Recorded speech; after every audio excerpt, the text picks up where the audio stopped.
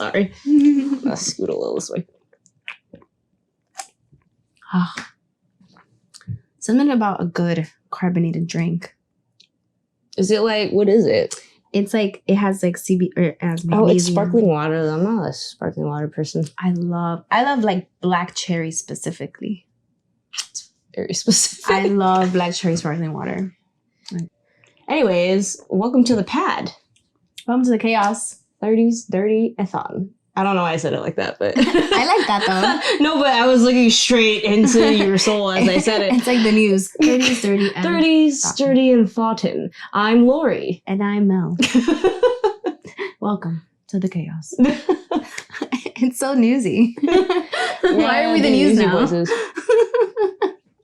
It feels like we're like on Saturday Night Live and it's Weekend Update. Oh, yeah.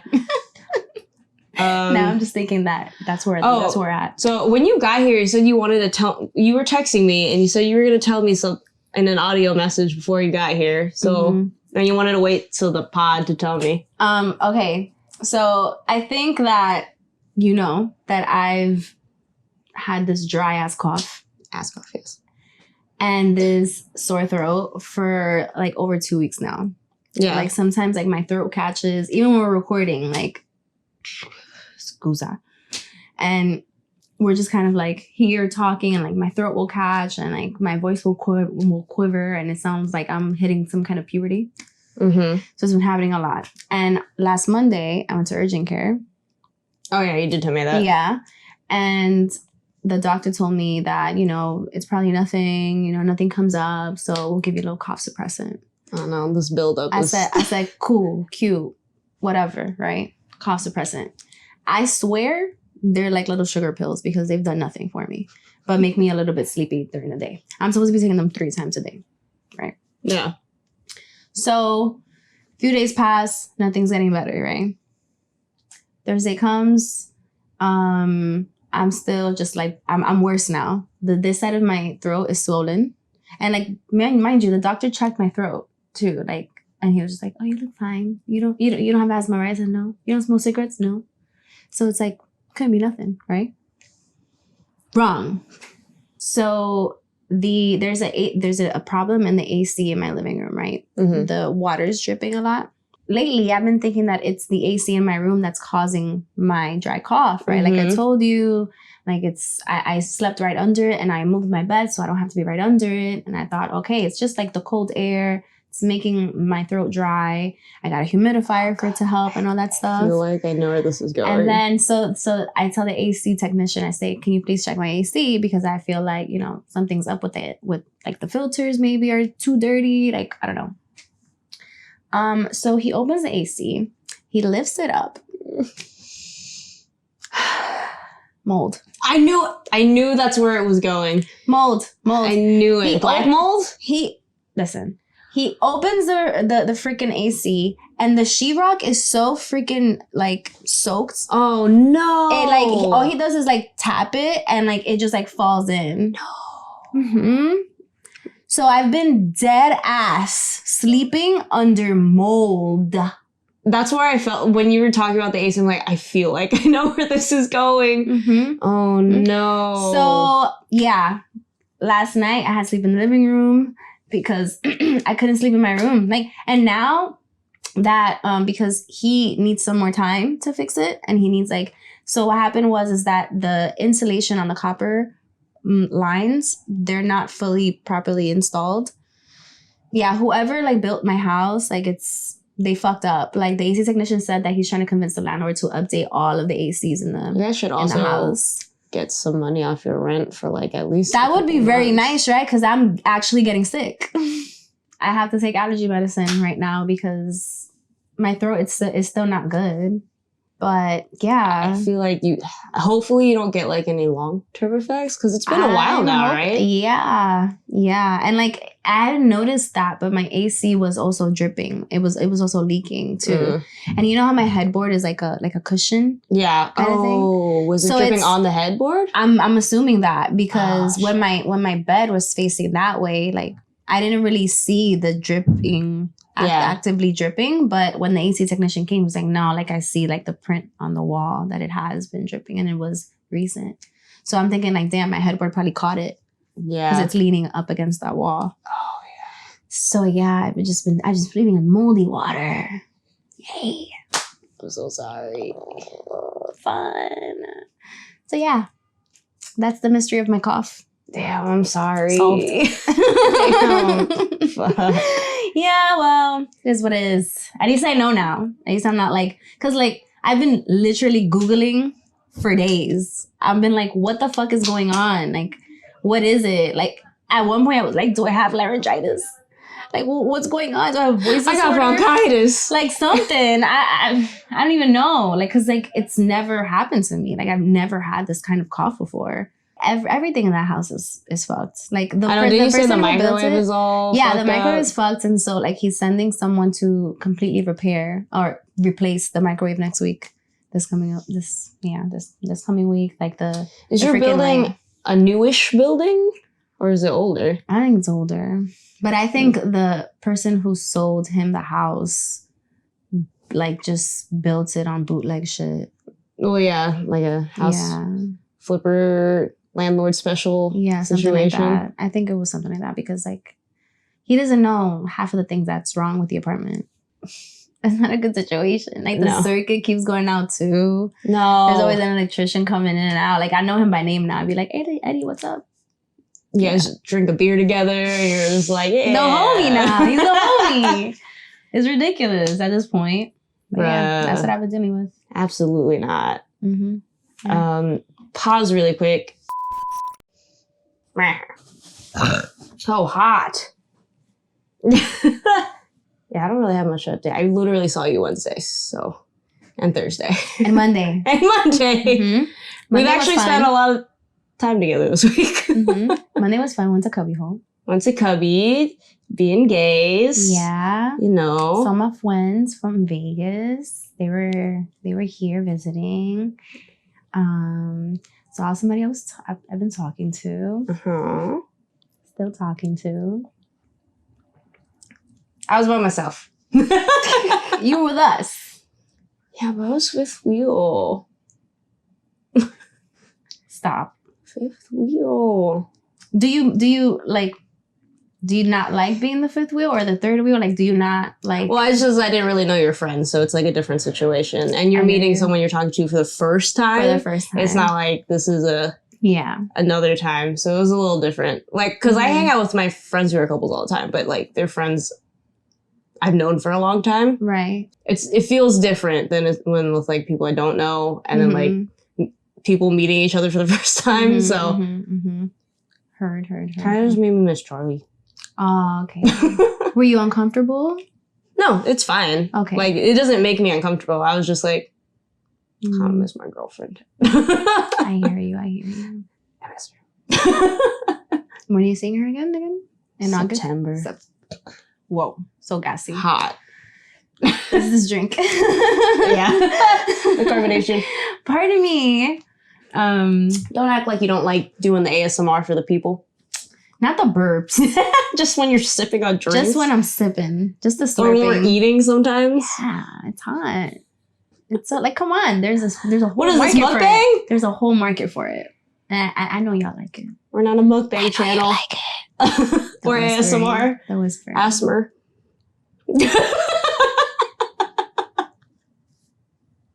But Asthma.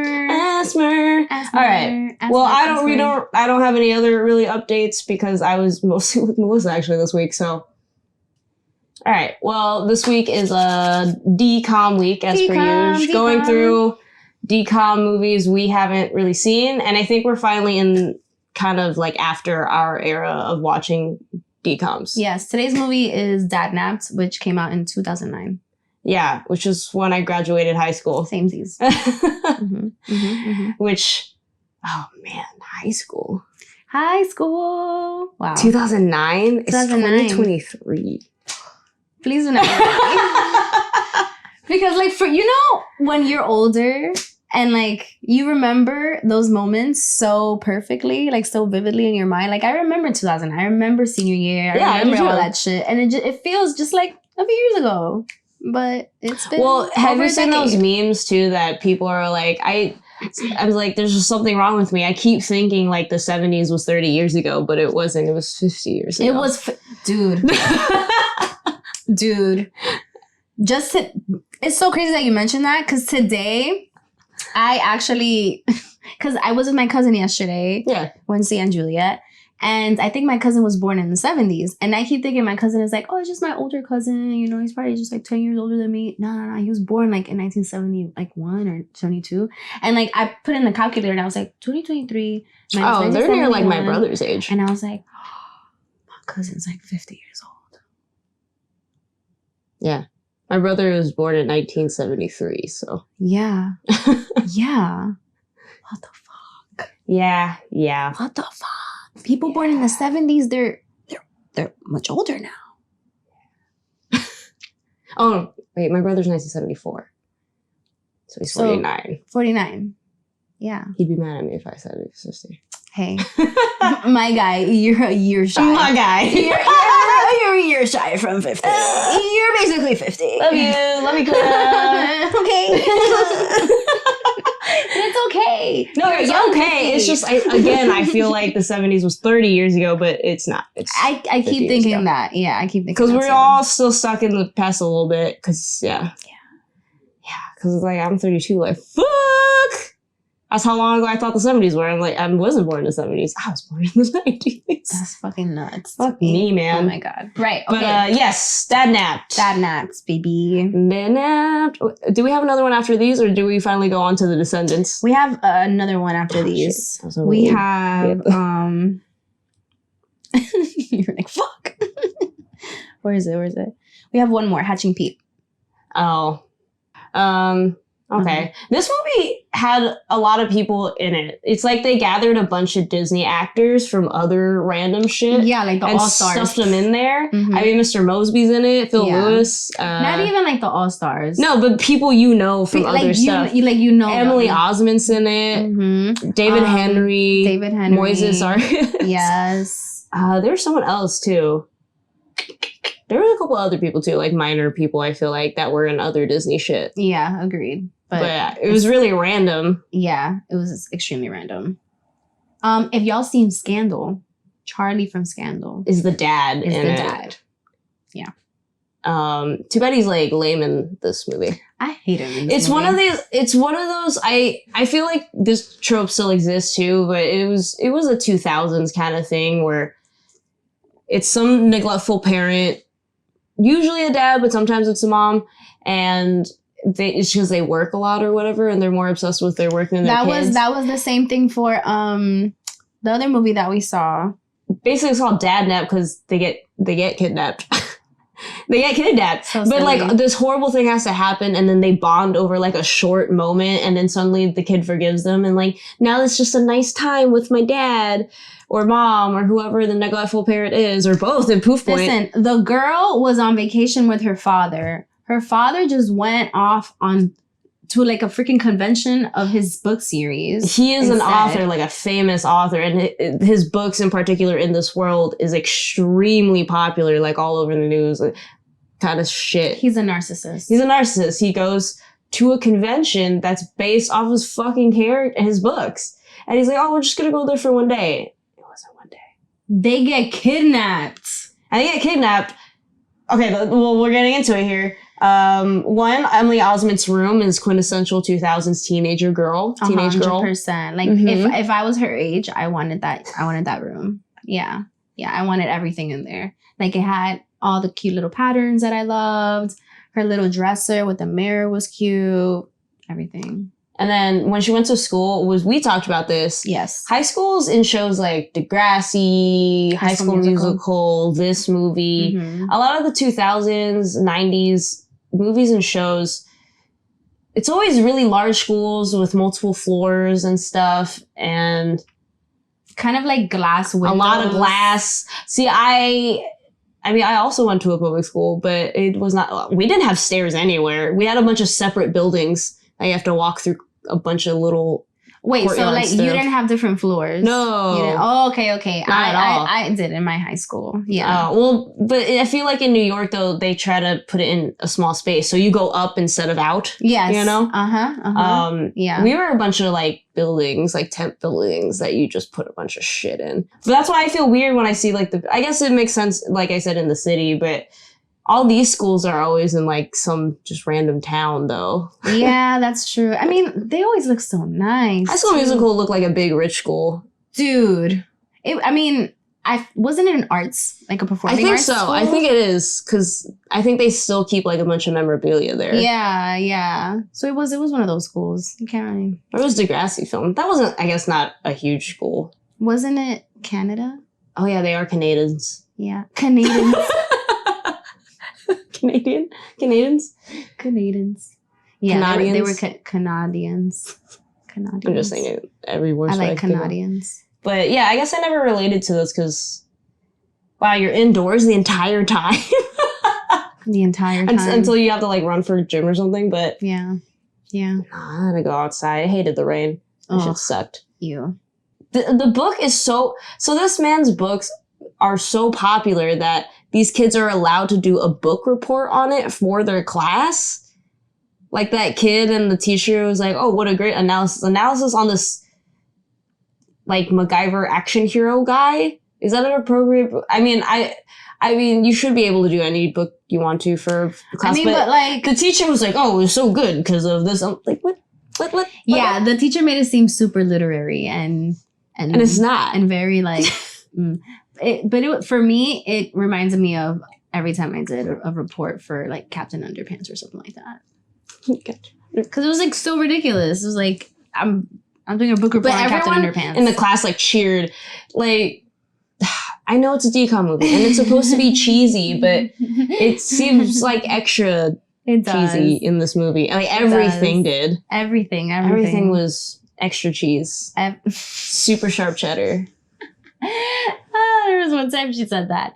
And in the movie... I happen to say it. In the movie, the kids... All right. Oof. What? All right. So there's like a double kidnapping in this movie. There's a double kidnapping. That's why it's also weird. Yeah. The first kidnapping is a play kidnapping. So they're having a contest at this convention for the dude's book that if you are Zoom enough... Because the character is called Trip Zoom, so if you're Zoom enough... The contest is basically the best almost cosplay or rendering of the character, and you win something. Yeah. So you win a chance to be a character in his book, and read the books early or something. Yeah, before it gets published. But so 3 of these kids made up a whole like kidnapping plan that's straight out of the book. So they made a contraption, the tearjerker that made everyone cry. It's a bunch of onion fumes that they pumped into the building essentially, and everyone's crying.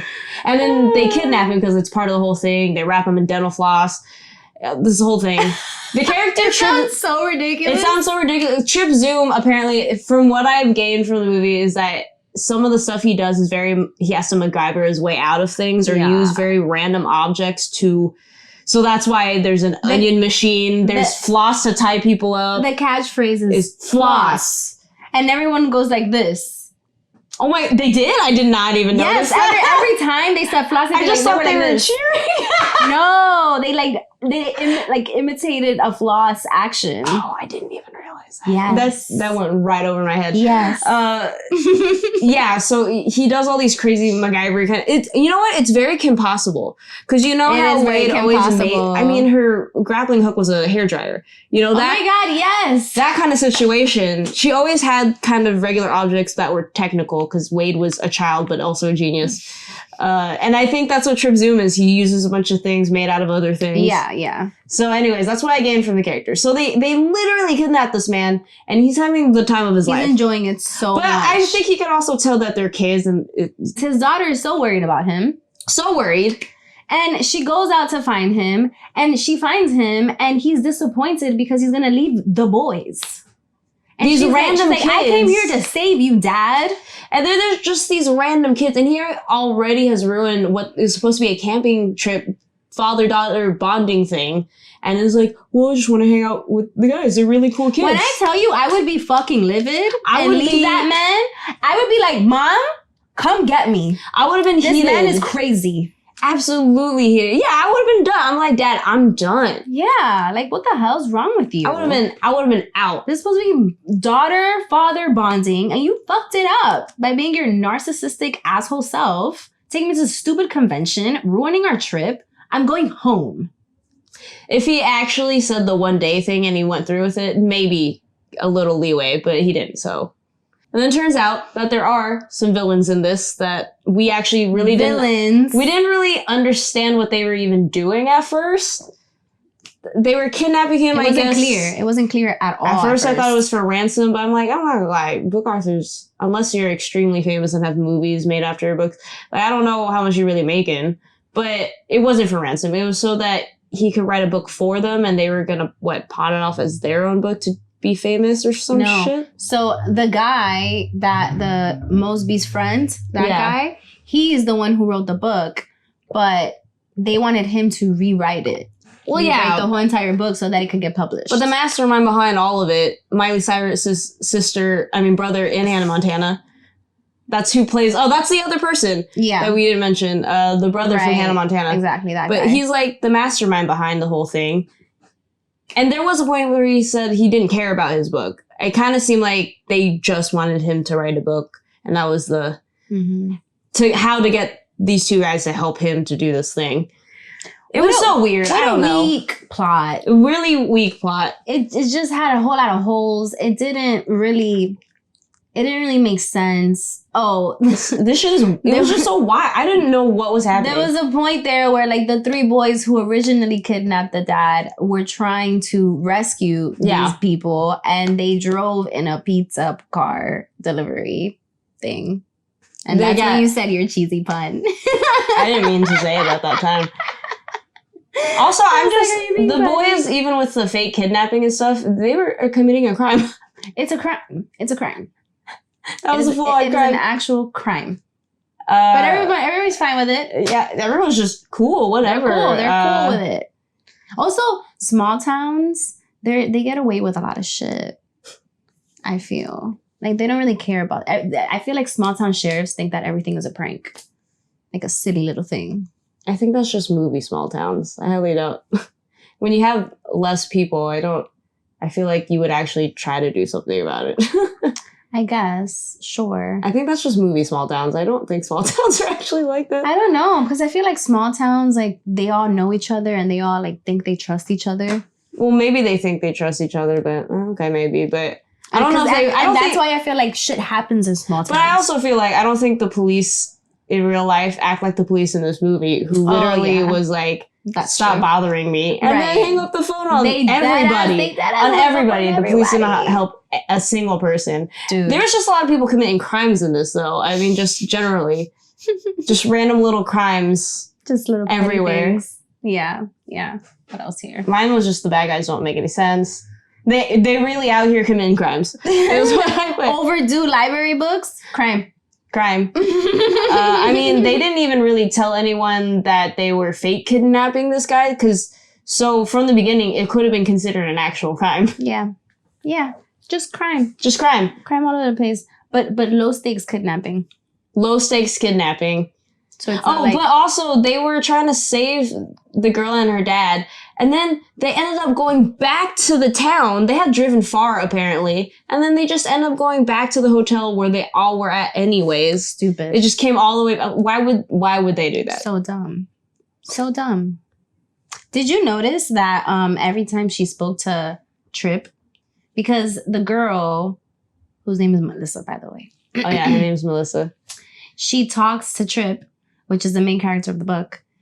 And then every time she talks to him, do you see that the camera angles just went like all topsy-turvy all the time? They do that a lot, I feel like, when there is an imaginary character that you're speaking to, which I've seen before when they talk to characters that are in their head. Mm-hmm. But she really, like, talks out loud in public a lot. She does. Like, and they acknowledge it, too, a couple of times in the movie. Because Hannah Montana's brother kind of sees her talking to him. Who you're talking to. Yeah. And usually in other shows... it's not acknowledged because it's like a side monologue thing. Yeah. But Real Will is just talking to nothing out loud. Isn't it funny that like they showed that he acknowledged it? And because I feel like if you're showing somebody that you're acknowledging something like in a scene, I feel like that's a little bit of a foreshadowing kind of moment later. I assume there's like a show or commercials with him in it. And I kind of thought the actor in the movie was going to show up at some point. Me too. And then she was going to talk to him and realizes that it wasn't her imagination. Because that's usually how they set it up. That's what I thought, Maybe that's why they didn't do it, because it is an obvious thing. But I thought that was going to happen. I also thought it was going to happen. And I thought, he was going to be the love interest instead. Like it was going to be like a hate to lovers thing, because like she really hates him because her dad chooses him over her. But whatever, like he popped up and she's like... Or she'll just be like, I hate you, and walk away, and he'll just be super confused because he's just an actor. He's not the actual person in the head. Oh my God, that'd be actually really funny, like at the end of the movie. Oh, like she thinks that it's still the vision, and she looks at him and goes, you just won't leave me alone, will you? And walks away, and then it's the real actor, and he's just like, that's so perfect. That's what I thought was gonna happen. Man, you guys missed an opportunity there. That's what I thought was gonna happen, but it didn't. It never happened. The writers missed it. Literally, her and her dad start bonding because they're trying to make this book for the bad guys or whatever. And she has some good book analysis. And her dad's like, you did a really good job. I have here, you're the reason I write, Melissa. And then I have, por favor. Por favor. Come on here. He basically is like, you're the inspiration for my book. And basically tries to make it seem like, I've been a good dad the whole time. I pay attention to you. I put you in my book. You're the reason why I write. And it's like, so you neglect her still? Yeah. She's like, you've missed all of my dance recitals, Dad. Like, I've won 2 writing contests, Dad. And there's a point where she's talking on the phone with the mom, and she knows that after he brought her to a thing and basically went back on his word, the mom on the phone was like, he did it again, huh? So this is a common occurrence. It happens too much. Mm-hmm. Mm-hmm. Yeah. It's like... That man need to go. Honestly, both the mother and daughter need to... I mean, they're already divorced, but still. And I think that's why I don't like movies with plot lines like this, because they always seem to rush to a resolution. And it doesn't ever feel realistic. Well, yeah, because they have to fit in. It's kind of like you got to fit it into like an hour and a half, maybe like an hour and like 20 minutes. All the crazy shit that happens in between. And you gotta, wrap it up in a nice little happy ending. Yeah, I don't know. I wanted it if it was a PG-13 movie and not Disney Channel. At the end, the daughter is finally like, "I'm sorry, Dad, we can't do this." And she leaves. Breaks up with her dad. Basically, has a parent breakup, and they have to go through a whole process where her mother gets full custody. I vote for that ending. Yes. Poor mom too. I liked her. She didn't get that much shine. She was only there for a few minutes, and that was kind of a bummer. I liked seeing her face. She was cool. She was pretty. Oh, you just have a hots for the mom.